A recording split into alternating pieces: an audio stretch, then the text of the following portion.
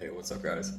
So I just wanted to give a real quick update on the installation of the front strut tower brace from MeLe Design Firm on my '06 lifted Subaru Forester. Just kind of wanted to share a little bit about the install process and then how the car handles now.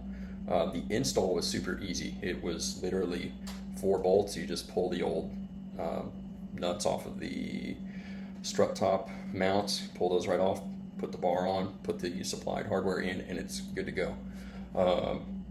As far as the way that it feels, I was actually surprised. I bought it initially because I wanted to cut down on unibody flex when I'm on the trails, and to hopefully help a little bit with the body roll that I experience now that I've got no sway bars on the car.